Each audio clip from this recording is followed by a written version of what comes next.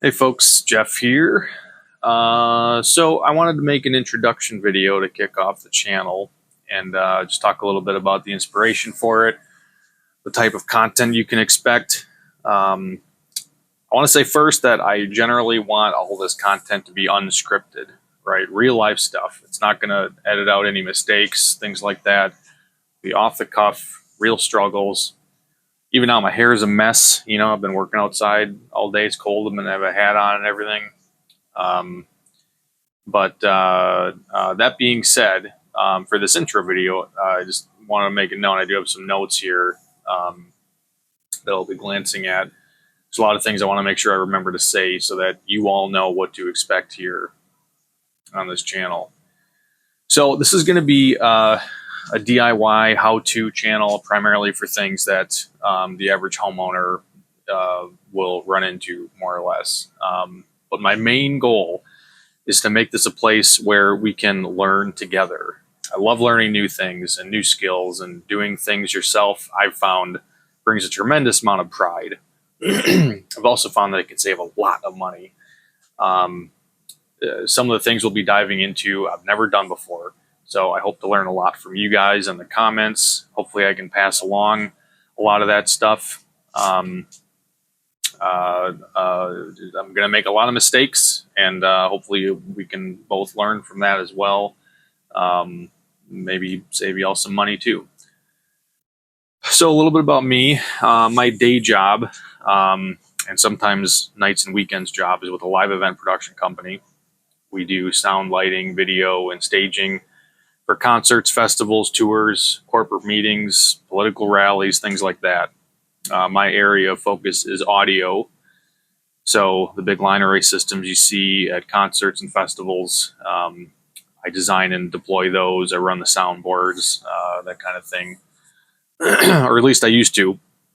I'm not a field technician anymore. I'm currently the audio asset coordinator for the company. So I sit behind a desk with 4 screens and help to manage the ever-changing landscape of gear requirements for our events.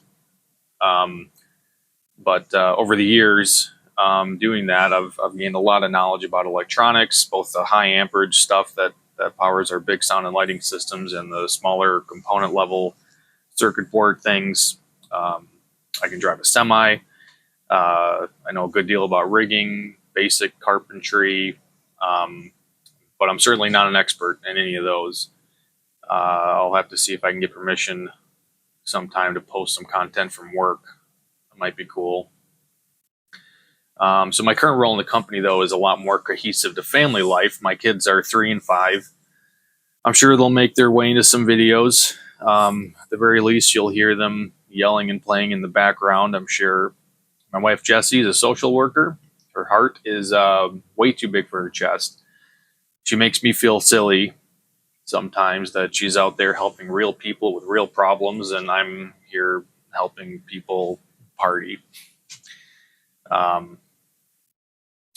Yeah, so I grew up in the north woods of Wisconsin. I did a lot of fishing, hunting, camping, hiking, snowmobiling. So we'll definitely have some videos on that kind of stuff too. But most of what I know has been self-taught through research or just trial and error. Everything from changing my own oil to butchering and processing a deer.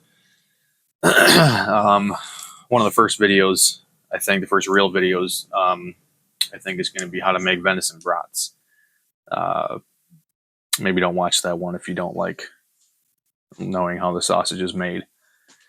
But anyway, I think having taught myself a lot will be one of the benefits here, that I can be able to share things that I've found through research that maybe aren't being shown in a video. I can share a lot of things that didn't work along the way. So we'll see how it goes. But so in college, I majored in music with emphasis in music business and recording technology. My instrument in college was the euphonium. I can also play the trumpet, the guitar, a little piano. I had my own small event production business for a while. mainly working with local bar bands, walk around events, that sort of thing. In 2021, my wife and I bought a house built in the 40s, I think 47, and we've done a lot of work on it already. Some light remodeling and renovations to the second floor, including all new electrical. I refinished the hardwood floors, bunch of plumbing, lots of yard work, and there's lots more to go. We've got a bunch of trees to remove, some land to reclaim. Some of those trees I'd like to mill and maybe make some furniture or something. At the very least, some shelves. There's a couple of black walnuts and a bunch of maples. So I've never done anything like that before. So we'll see how that goes. We're gonna make maple syrup for sure. Though that'll be some of the first videos. We'll show that stuff. Our pool needs a new liner. Now, yep, we have a pool. Don't think we're some fancy pool people though. Our house, I never wanted a pool, right? Jesse actually bought this house while I was out of town on a gig, so she's always wanted a pool. I was against it. I thought there were money pits and a bunch of hassle, but I gotta say, they're not that bad. Actually, they really don't take all that much time. There is a bit of cost involved in the chemicals and things, but it's really not that bad. It's not hard to maintain at all. For just one example, the people that sold us this house, they actually came out the first spring that we were here. We bought it in late winter, so the pool's all closed up when we bought it. They came out in the spring and showed us how to open it up, get it running, and the guy he pointed out that once a week or so you gotta vacuum out all the leaves and seeds and things that fell in and sunk to the bottom. But you can literally be doing that, Saturday morning, coffee sitting there on the side of the pool. It's quiet, it's really kind of a relaxing thing. And I got to say, the first time I dove in, it was like every part of me that hit the water the stress was just gone. Jumped in, no more stress. So it's going to be interesting. But so anyway, we had planned to get a new liner this year anyway for that pool, and then because it was sun faded and it just didn't look very good anymore. But then late fall last year, literally about a week before we had planned to close up the pool, it sprung a leak. So perfect timing. Tore out the old liner, and we'll be putting a new one in. And there's some structural things that we'll have to look at too before we put that in. I'd like to paint it as well. It's an old above ground pool. So anyway, we'll see how that goes. Let's see, where was I? We have 2 bathrooms and a kitchen to renovate at some point, a deck to rebuild, actually 2 decks. If you count the front porch currently is it's all block cement and everything, but it's in bad shape. I hope I get to rent a jackhammer and just delete the whole thing and rebuild a wood porch out there. I need to build a wood shed, like a single slope wood shed. Our only heat in our living room is a wood stove, so we burn a lot of wood throughout the winter. A bunch of landscaping to do, some roofing. We'll do some work with electronics. For example, the kids have a little electric Jeep that they ride around the yard. That stopped working last fall.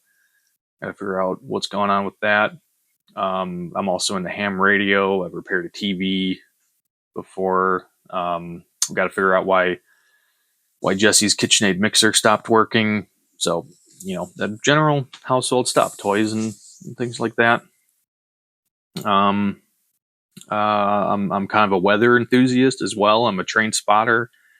I don't know if any of that will make it into a video, but we'll see. Be installing solar at some point. Not quite sure how DIY that's going to be, but but we'll see. Along the way, vehicles are going to need repairing, so that'll be fun. I just replaced the timing chain on Jesse's CRV. That was a big job, or at least for me it was. We'll do a lot with small engines, maintenance, and things like that, lawnmowers, snowblower. So let me tell you about one of the bigger projects I've done that kind of sort of started this whole journey of doing all this work on this old house. I've always strived to do things myself for a long time anyway. But this was a big one, and it's one that I had no experience with at all. And it really taught me that the biggest barrier for a lot of people, I think, is just willingness to try and make a mistake. Maybe fine, but even if you do, and ultimately you learn something, and either way, it makes you a little more educated, a little more prepared for the next time you run into that, or able to help a neighbor, maybe. So, so that was this first project was plumbing. Shortly after we moved into this house, we found a hole in the cast iron vent pipe. That's the one that goes up through your roof and vents all the sewer gas. And there was a hole in the first floor. Luckily, hole was above any of the drains, so that there was nothing leaking. But and we weren't smelling any gas or anything. So it was, luckily we found the hole, and there wasn't, well, regardless, we had to get that fixed. Right. So I reached out for a quote. Guy came over and looked it over, and he said it could cost as much as $5,000 to replace this, depending on how much of the wall they'd have to tear apart, and how far up they'd have to go to patch in, to find a sound piece of pipe to patch to. So $5,000 just to patch this hole, right? We had just moved in, depleted our savings buying this house, and then spent another, I don't know, $10,000-ish doing a bunch of work and renovations and things. Like we were, I mean, it's a repair that had to be done. But I really didn't want to spend any money on that. Not to say it wasn't justified. I'm sure it was. Even the work that I do with live events, a lot of the costs, that we have for our events is labor. Labor is not cheap, and it's usually properly billed for the skills that you're paying for. So not trying to diss the amount for that quote at all. It's just, personally, for someone that tends to do things themselves anyway, it was a lot of money. So I started doing some research and decided to tackle it myself. But the problem was to get a particular piece of this old cast iron pipe out meant removing a couple of the supply lines, a couple of the lines supplying water to one of the rooms. And I knew if I had to cut those, I wanted to replace them with PEX. And from there, it just kind of snowballed into, well, if I'm doing this, I might as well do this. If I'm doing that, I might as well do this. And it snowballed into, let's replumb the whole house. So that's more or less what I did. We didn't touch every single drain, and the second floor we didn't do much with, but more or less the whole house got replumbed. So, and then just patched that one hole in the vent pipe. I replaced the whole thing. So it's PVC now, all the way up through the roof, and then all the supply lines throughout the whole house are now, right off the meter. They're now PEX everywhere, and that was a big, it was a big job, but it's one I'm really proud of. The downside of that, I will say, I did it all in 3 days. It was a 3-day weekend. It was actually the 4th of July weekend. That way I had an extra day off work, so I didn't have to use any PTO. And had Jesse take the kids, stay somewhere else for the whole weekend. And I just worked every waking minute to get it back up. And it was a lot. We got it done, but it really hurt missing out on 4th of July with my kids. That sucked. So there is a give and take here. If you're going to do all this work, that means that's, you got to factor in your own time and see what's actually worth it for you. I don't know that I would do it again if I could, but the plus side, all of it. Now remember, $5,000 was to patch a hole, right? That whole project to redo the entire house ended up costing me $3,000. That included a bunch of tools I needed, an extension ladder that I now use all the time. I have all of these things now moving forward that I can repair the next time something comes up. I have all the tools and the knowledge and things. So that's going to continue to save money for a long time. So it was a big deal, and I think it was a good decision in the long run. But the reason I am particularly proud is because being kind of a techie nerd that I am, when I dive into something that big, I have to jeff it up somehow, right? I have to put my own little stamp on it. I have to overcomplicate it, but make it cool. So in this case, that's how I ended up with this. Let me get a little better view of that. We'll talk a little more about this. All right, so this is a PEX manifold system, and any plumbers watching, I welcome all comments. I want to learn. I want to know what I did wrong. But at the end of the day, this works. One thing I'm still kicking myself for not doing, but it's an easy thing I can fix later, is I did not put a shutoff valve to the water heater between this and the water heater. I got to get back there and do that. But that's with PEX, that's so easy to do. We'll get back at that at some point. So what this is, for those of you that don't know, is this isolates every water fixture in your house, basically. So for example, this top line here, this is the hot water to the kitchen sink. This is the cold water to the kitchen sink. And this is hot water to the bathroom sink and cold to the bathroom sink, and so on all the way throughout the house.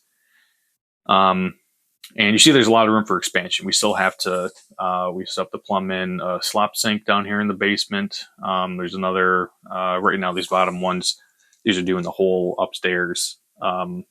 And there's a full bath up there. So whenever we renovate that, we'll do dedicated lines to the sink and the shower and things like that as well.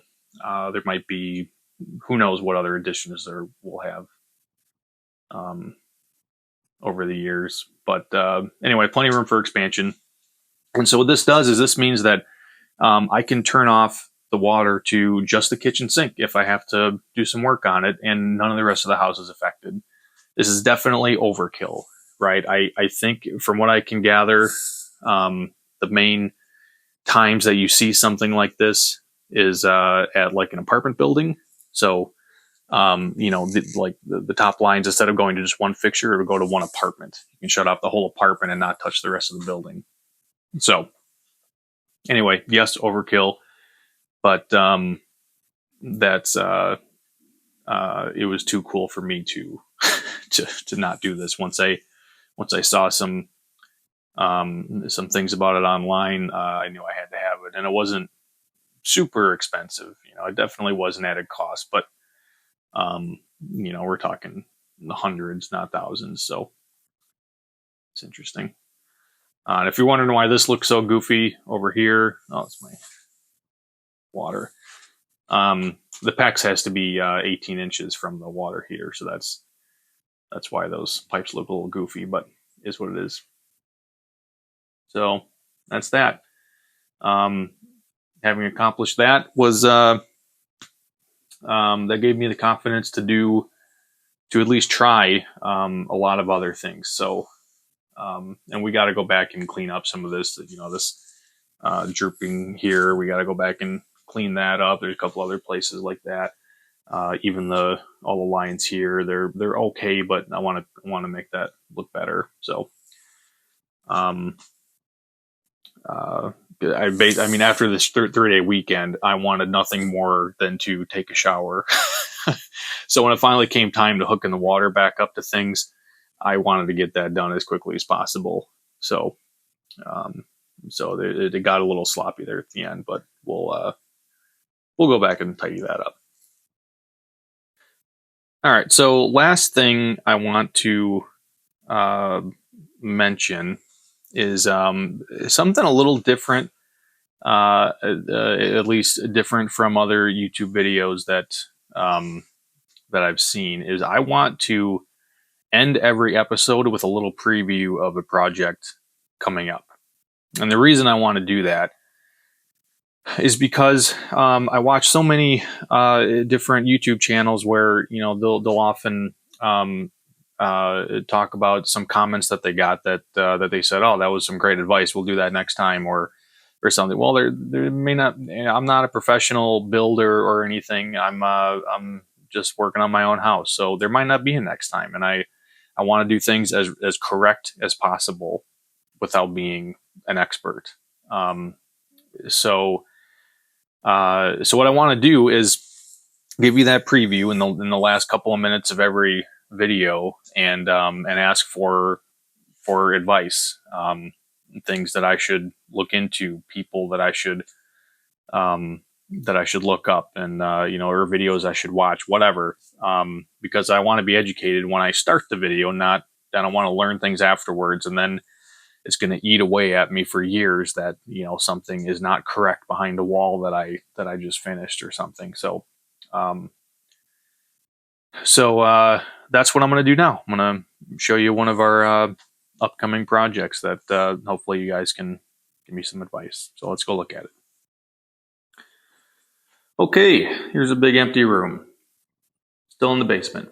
Hopefully the reverb in here isn't too bad. It's very, very echoey for me down here.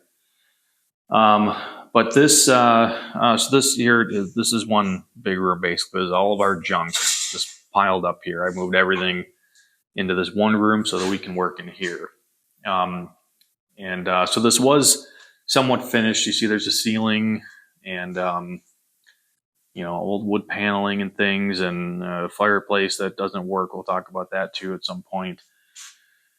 But this was somewhat finished at some point. This was a living space, and we're going to kind of have that again. This was just storage over here, and we're going to pretty much do the same thing, but better. So first thing we're going to do, and the reason I've got this all cleared out is because we're going to rip out the ceiling, and I'm not going to put a ceiling back because I like to have access to plumbing and wiring and things like that. So maybe we'll paint all the joists black or something, make it look nicer. But the ceiling, I mean, look, all these tiles are literally they're just falling off. We come down here and there's just a couple already on the floor quite often. So, and no, it is not asbestos. We had it tested. So we're good to go there. So what I want to do in here, this is just going to be shelves. I know this looks disgusting. This is there is no moisture down here. There probably was at some point, but it's very dry now. So we're all good. So we're going to clean up these walls and put a coat of paint on the floor, all that kind of stuff. But I really want your advice. This is going to be shelves in here. I'm just going to build wood shelves with 4x4s and plywood and things like that. All along that wall, there'll be probably 2 levels of shelves. Along that wall, along this wall. This wall, I'm going to completely tear down, but this will be shelves as well. And so this wall will get replaced by shelves, and we'll just sheet the back side of the shelves so that in this room, all you see is some sheathing. Maybe on this side we'll even drywall, I don't know, to make it look nice. And this will be a little the playroom. I'm definitely gonna set up a little workbench down here for working on electronics and a little second office kind of thing. Let's see what else. Maybe we'll hang a TV down here. Maybe, I don't know. We'll see what happens. But first things first, before I build these shelves up against the walls, I really want to insulate this. So that's what I really want your advice on right now. Anything else you see is fair game, of course. Tell me what you think. But I've seen a lot of different methods thrown out for how to insulate a basement. And I don't know if it matters that there's already stucco on the wall here. No idea. I don't think so. But let me know. Would you do studs and bats? Would you do the pink foam? We're going to run some wiring in here too and put some outlets in here. So, that's going to be a factor. Let me know what you think. Anything we should do to the walls, we'll maybe put a coat of paint on them before we do any of that. Some of the, I've heard that waterproofing paint doesn't really work all that well, but maybe we'll do it just to make us feel better. I don't know. Whatever you think, let us know.